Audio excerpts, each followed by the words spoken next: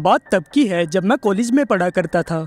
Actually मैं और मेरा दोस्त उन दिनों एक ही क्लास में थे। हम दोनों को बाहर जाकर घूमना और नई चीज़ें एक्सप्लोर करना काफ़ी ज़्यादा पसंद था। मुझे याद है उस रात काफ़ी ज़्यादा अंधेरा था। मैं और मेरा दोस्त सड़क पर खड़े थे। तभी मैंने अपने दोस्त से कहा कि हमारे घर के पास एक जंगल है जहाँ पर कोई भी जाकर वापस नहीं आता। दरअसल उस जंगल के अंदर एक गुफा थी जहाँ पर कई लोग जाकर लापता हुए थे। मैंने अपने दोस्त को वहाँ पर जाकर घूमने का आइडिया दिया। उसे मेरा आइडिया काफ़ी ज़्यादा पसंद आया और हम दोनों उसी रास्ते पर चल पड़े। उसके बाद हम थोड़ी ही देर में जंगल के पास पहुँचे और अंदर जाने लगे। उसके बाद जब हम रास्ते में थे तो ठंडी हवाएं चल रही थी। अंदर जाकर गुफा का गेट अलग से दिखाई दे रहा था। उसके बाद मैंने अपनी फ्लैशलाइट निकाली और गुफा के अंदर जाने लगा। जब मैंने पीछे मुड़कर देखा तो मेरा दोस्त थोड़ा डरा हुआ था क्योंकि वो कभी कभी ऐसी जगहों पर जाता था, लेकिन ये मेरे लिए आम बात थी। उसके बाद जब हम गुफा के अंदर बढ़ते गए तो मैंने देखा कि जानवरों की हड्डियां सड़क पर पड़ी थी। उन्हें देखने से लग रहा था कि मानो उन्हें किसी ने चाट कर खाया हो। ये सब देखने में काफी ज्यादा क्रीपी था। हम लोग आगे बढ़ते रहे और तभी मेरी टॉर्च बंद हो गई। तभी अचानक मेरे दोस्त के अंधेरे से चिल्लाने की आवाज आई। उसके बाद जब मैंने पीछे मुड़कर देखा तो मेरा दोस्त वहां पर नहीं था। मैं अपने दोस्त को आवाजें लगाने लगा लेकिन मुझे कोई भी रिस्पॉन्स नहीं मिल सका। तभी अचानक से गुफा के अंदर से किसी के रोने की आवाजें आने लगी। आवाजों से ऐसा लग रहा था कि कोई औरत रास्ते पर बैठकर रो रही है। मैं यूजुअली इन चीजों से नहीं डरता था, लेकिन मैं उस समय काफी ज्यादा डर चुका था। ऐसा लग रहा था कि मानो कोई मेरे ऊपर अभी अंधेरे से हमला कर देगा और मुझे मार देगा। उसके बाद मुझे अंधेरे में कुछ चमकता हुआ दिखा। देखने से लग रहा था कि वो किसी की आंखें हो। उसके बाद मैं काफी ज्यादा डर गया और भागकर गुफा से बाहर आने लगा। मैं सीधा अपने मम्मी पापा के पास गया और उन्हें सारी घटना बताई। उसके बाद जब मैंने पुलिस को सारी घटना बताई तो पुलिस ने वहाँ की छानबीन की, लेकिन उन्हें वहाँ पर कुछ न मिल सका। उस गुफा में जो कुछ भी था वो काफ़ी ज़्यादा गुस्से में था और नहीं चाहता था कि गुफा के अंदर कोई आए। उस दिन के बाद उस गुफा को हमेशा के लिए बंद कर दिया गया। लेकिन उस दिन के बाद मैं अपने दोस्त से कभी नहीं मिल सका।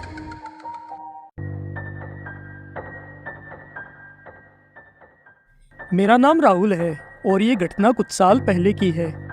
उन दिनों हम सर्बिया में थे।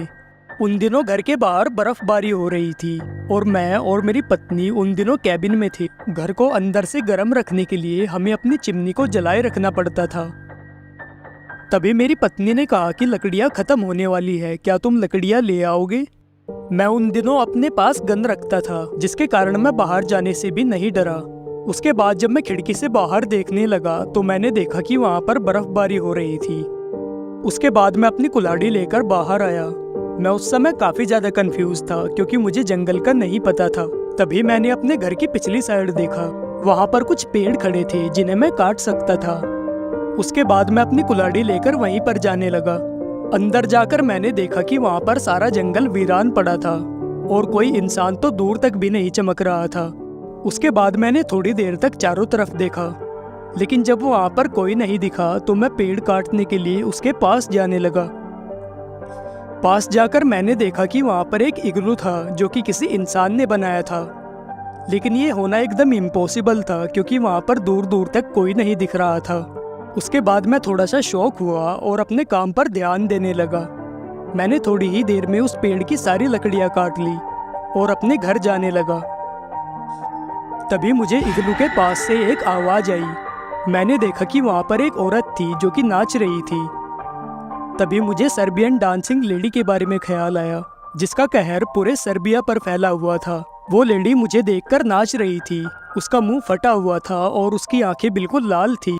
मैं उसे देखकर काफ़ी ज़्यादा डर गया और चिल्लाने लगा। जब मैंने अपनी पॉकेट चेक की तो मैं भूल चुका था कि मैं अपनी गन घर पर ही भूल आया हूँ। उसके बाद मेरा डर बढ़ने लगा और वो औरत धीरे धीरे मेरे पास आने लगी। लेकिन तभी मुझे एक गन शॉट की आवाज़ सुनी और वो औरत बर्फ पर पीछे गिर गई। मैं ये सब देखकर थोड़ा चौंक चुका था, लेकिन जब मैंने पीछे मुड़कर देखा तो वहाँ पर मेरी पत्नी खड़ी थी। उसने मुझे बताया कि तुम अपनी गन घर पर भूल आए थे। उसके बाद मैं दौड़कर अपनी पत्नी के पास आया और हम दोनों वापस जाने लगे, लेकिन तभी मैंने देखा कि वो औरत दोबारा उठ चुकी थी और उसके चेहरे पर काफ़ी ज़्यादा गुस्सा था। उसकी आंखें लाल हो चुकी थी और वो ऐसे देख रही थी कि जैसे हमें मार ही डालेगी। उसके बाद मैं और मेरी पत्नी दौड़कर अपने कैबिन की ओर जाने लगे। हम दोनों अपने कैबिन के अंदर पहुंचे और हमने राहत की सांस ली। उसके बाद मैं नीचे जाकर चिमनी के पास गया और वहां पर चिमनी में लकड़ियां डालकर उसमें आग जलाई। मैं नीचे खड़ा ही था, तभी मुझे ऊपर से किसी के चिल्लाने की आवाज़ आई। उसके बाद जब मैं ऊपर पहुंचा तो मैंने देखा कि मेरी पत्नी डर कर कह रही थी, देखो वो औरत लौट आई और वो हमारी खिड़की के नीचे खड़ी है। उसके बाद जब मैं खिड़की पर पहुंचा तो मैंने देखा कि वो औरत सच में हमारे घर के सामने खड़ी थी। वो हमें देखकर किसी राक्षस की तरह हंस रही थी। मैंने तभी अपना फ़ोन निकाला और पुलिस को कॉल करके सब कुछ बता दिया। थोड़ी ही देर में हमारे घर के पास पुलिस पहुंची। उसके बाद मैंने और मेरी पत्नी ने पुलिस को सब कुछ बताया, लेकिन तब तक वो औरत वहां से जा चुकी थी। अगले ही दिन मैं और मेरी पत्नी फ्लाइट से अपने घर वापस आ गए और दोबारा कभी सर्बिया में वापस नहीं गए।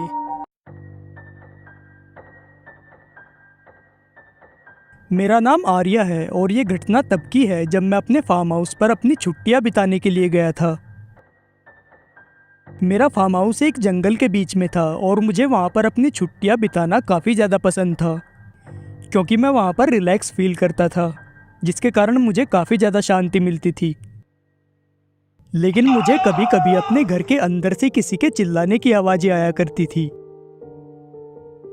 एक बार क्रिसमस की रात जब मैं अपने घर पर बैठकर टीवी देख रहा था तो मुझे बाहर से किसी के चिल्लाने की आवाज़ आई। मैं थोड़ा सा चौंक गया और खड़ा होकर बाहर जाने लगा। उसके बाद जब मैं बाहर जाकर चेक करने लगा तो मुझे दूर दूर तक वहाँ पर कोई नहीं दिखा और मैं वापस अपने कमरे में आ गया। उसके बाद थोड़ी ही देर में रात हो गई और मैं सोने के लिए अपने कमरे के अंदर जाने लगा। मैं उस दिन काफ़ी ज़्यादा थक चुका था, जिसके कारण मुझे जल्दी नींद आ गई। आधी रात के समय मुझे किसी की आवाज़ आई और मेरी आँख खुल गई। ऐसा लग रहा था कि कोई मेरे आसपास चिल्ला रहा हो। मुझे थोड़ा गुस्सा आया और मैं अपने गार्डन में चेकिंग के लिए जाने लगा। जब मैं गार्डन के पीछे पहुंचा तो मैंने देखा कि वहां पर एक सीवर का दरवाज़ा था। मैंने उसे पहले कभी नहीं देखा था। उसके बाद जब मैं उसके अंदर गया तो मैंने देखा कि उसके अंदर एक बहुत बड़ी सुरंग थी और आवाज़ों से लग रहा था कि वो आवाज़ें उसी के अंदर से आ रही थी। उसके बाद मैं धीरे धीरे उस सुरंग के अंदर जाने लगा। अंदर जाकर मैंने देखा कि वहाँ पर कुछ सीढ़ियाँ थी जो कि अंधेरे में जाती थी। देखने से वो काफ़ी ज़्यादा डरावनी लग रही थी, लेकिन आवाज़ें उसी के अंदर से आ रही थी। मैं धीरे धीरे सीढ़ियों से नीचे उतरने लगा। अंदर का माहौल काफ़ी ज़्यादा ठंडा था। उसके बाद जब मैं अंदर गया तो मैंने देखा कि वहाँ पर कुछ कब्रें थी जिसमें आदमियों को दबाया गया था। देखने से लग रहा था कि वो पुराने ज़माने में कोई कब्रिस्तान रहा होगा। तभी मैंने वहाँ पर एक जीव को देखा जिसकी आंखें बाहर थी। मैं उसे इंसान नहीं कह सकता क्योंकि मैंने इतना भयानक इंसान कभी नहीं देखा था। दरअसल वो कोई इंसान नहीं बल्कि राक्षस लग रहा था। तभी उसने मेरी तरफ देखा और मैं ये सब देखकर काफ़ी ज़्यादा डर गया। उसकी आवाज़ काफ़ी ज़्यादा डरावनी थी। मैं वहाँ से भागने लगा और सुरंग से बाहर निकला। उसके बाद मैंने उस ढक्कन को टाइट बंद कर दिया ताकि वो बाहर ना आ सके। मैंने देखा कि उस समय सुबह हो चुकी थी और मैं दौड़कर अपने कमरे के अंदर पहुंचा। तभी मैंने अपनी कार स्टार्ट की और अपने फार्म हाउस से अपने घर की ओर जाने लगा। उस दिन के बाद मैं अपने फार्म हाउस पर कभी नहीं लौटा और मैंने उसे हमेशा के लिए बेच दिया, क्योंकि शायद वो एक कब्रिस्तान पर बना था जहाँ के मुर्दे अक्सर जिंदा हो जाया करते थे। हे गाइस, आई नो यार वीडियो थोड़ी लेट है, लेकिन यार मुझे एनिमेशन और वॉइस ओवर भी करना पड़ता है, उसके बाद एडिटिंग और बहुत कुछ यार। और प्लस यार मेरी लाइफ में मेरा पर्सनल काम भी है जिसके कारण मैं काफ़ी ज़्यादा कम वक्त दे पाता हूँ। गाइस, अगर आप भी अपनी स्टोरीज़ मुझे भेजना चाहते हैं तो आप मुझे अपनी स्टोरीज़ भेज सकते हैं। मैंने डिस्क्रिप्शन में जीमेल आईडी दे रखी है और मैं अभी नए एनिमेटर्स और नए वॉइस आर्टिस्ट को भी हायर कर रहा हूँ ताकि मैं आने वाले टाइम में आपके लिए बहुत सारी स्टोरीज ला सकूँ। और मैं ट्राई करूँगा कि आपकी स्टोरीज को मैं एनिमेट करके आपके सामने लाऊं। बट अभी मैं चैनल पर अकेला हूँ जिसके कारण मुझे एनिमेशन और वॉइस ओवर अकेले ही करना पड़ता है। बट मैं जल्दी ही मिलूंगा आपको अपनी नई वीडियो में। तब तक के लिए चैनल पर बने रहे।